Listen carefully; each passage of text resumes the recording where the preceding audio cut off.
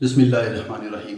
Inquiry based learning आज का हमारा टॉपिक है। आज के लेक्चर में हमने 3 क्वेश्चन डिस्कस करने हैं। सबसे पहले इंक्वायरी बेस्ड लर्निंग का इंट्रोडक्शन करना है और इसके जो दूसरे नाम हैं उनको भी डिस्कस करेंगे। उसके बाद objectives of inquiry based learning, फिर लास्ट पे steps of inquiry based learning को डिस्कस करेंगे, इनको समझने की कोशिश करेंगे। इंक्वायरी बेस्ड लर्निंग का मतलब क्या है? इंक्वायरी का मतलब है सच्चाई की तलाश में नॉलेज हासिल करने या फिर कोई इंफॉर्मेशन हासिल करने के लिए क्वेश्चन आंसर करना।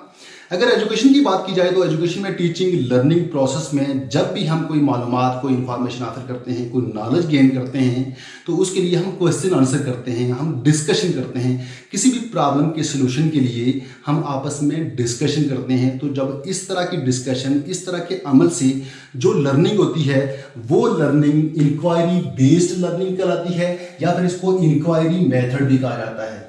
बिल्कुल इसी तरह जब हम कोई नॉलेज या कोई इंफॉर्मेशन गेन करने जा रहे होते हैं, हम इन्वेस्टिगेशन करते हैं, बिल्कुल ऐसे ही प्रोसेस से गुजरते हैं, क्वेश्चन आंसर करते हैं, इंफॉर्मेशन को डिस्कवर करते हैं। इसलिए इस मेथड को डिस्कवरी मेथड भी कहा जाता है। इसके अलावा ये मेथड एक और नाम से भी फेमस है, ह्यूरिस्टिक मेथड। ह्यूरिस्टिक का मतलब भी बिल्कुल इंक्वायरी और डिस्कवरी से मिलता जुलता है, तहकीक करना, दरियाफ्त करना, डिस्कवर करना, इसलिए इसको ह्यूरिस्टिक मेथड कहा जाता है। एजुकेशन में ये मेथड इन 3 नामों से फेमस है, inquiry based learning, inquiry method या फिर डिस्कवरी मेथड और इसके अलावा ह्यूरिस्टिक मेथड। सपोज हम बच्चों को कोई टॉपिक पढ़ा रहे हैं, वो टॉपिक है सोलर सिस्टम के बारे में।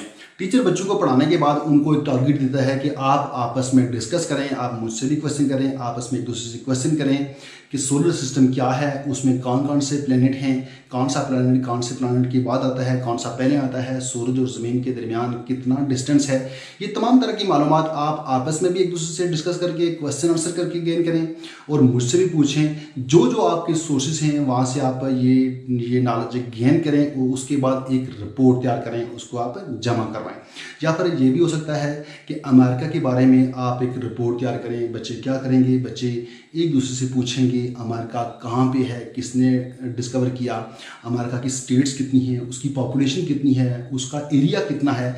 ये तमाम तरह की मालूमात वो गेन करेंगे, क्वेश्चन आंसर के लिए गेन करेंगे, डिस्कशन के लिए गेन करेंगे, इन्वेस्टिगेशन करेंगे, उसके बाद रिपोर्ट तैयार करेंगे, पेपर वर्क करेंगे। जब इस तरह की कोई इन्फॉर्मेशन या फिर कोई नॉलेज गेन करेंगे, वो नॉलेज इंक्वायरी बेस्ड लर्निंग या फिर डिस्कवरी मेथड या फिर ह्यूरिस्टिक मेथड होगा।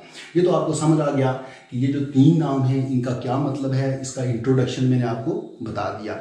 आगे चलते हैं, objectives of inquiry based learning. Seeking for truth, information और नॉलेज, सच्चाई की तलाश में कोई नॉलेज या फिर कोई इन्फॉर्मेशन हासिल की जाती है। सीकिंग बाय क्वेश्चंस, क्वेश्चंस के जरिए नॉलेज हासिल किया जाता है, नॉलेज गेन किया जाता है। Effective inquiry is more than just asking question. जो इफेक्टिव इंक्वायरी होती है वो सिर्फ क्वेश्चन आंसर के जरिए नहीं होती, बल्कि उसमें पेपर वर्क भी होता है, उसमें रिपोर्ट तैयार की जाती है, कंक्लूजन होता है, students curiosity and interest, students का तजस्सुस होता है, उस तजस्सुस के लिए वो क्वेश्चन करते हैं, नई नई चीज़ें सीखते हैं, क्रिटिकल स्किल्स उनमें डेवलप होती हैं और उनकी दिलचस्पी होती है। आगे चलते हैं, steps of inquiry based learning. मुख्तलिफ जगहों पर इंक्वायरी बेस्ड लर्निंग के मुख्तलिफ स्टेप्स बताए गए हैं। मैं आपको आसान 4 स्टेप्स समझाऊंगा। इनको याद करना भी बहुत आसान है, IREC। इस तरह आप इसको याद भी कर सकते हैं। आई इंक्वायर में क्या है? सबसे पहले तो आपके पास कोई प्रॉब्लम होगा, कोई टॉपिक होगा, उसको लेके आप क्वेश्चन करेंगे, आस्क क्वेश्चन, डिस्कस, फिर आपस में डिस्कशन होगी, उस डिस्कशन में भी क्वेश्चन होंगे, फिर इन तमाम जो आपके पास मालूमात, जो इंफॉर्मेशन गेन होगी उसको रीफॉर्मुलेट करेंगे।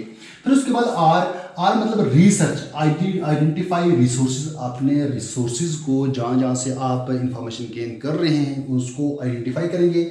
एक्सेस नॉलेज, फिर वहाँ से आप नॉलेज को एक्सेस करेंगे।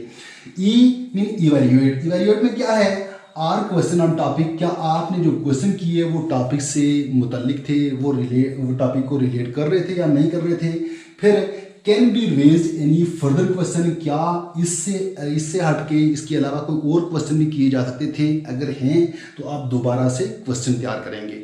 और लास्ट पे सीक कंस्ट्रक्ट में आपने रिपोर्ट तैयार करनी होती है, आपने पेपर वर्क करना होता है, रीफॉर्मुलेट जो जो चीज़ें, जो जो इन्फॉर्मेशन आपने, जो नॉलेज आपने ऊपर गेन किया, उस तमाम नॉलेज को आप रीफॉर्मुलेट करेंगे, दोबारा से तरतीब देंगे और लास्ट पे सिंथेसाइज का मतलब है उस तमाम मालूमात को आप जोड़ेंगे, जोड़ के एक रिपोर्ट तैयार करेंगे।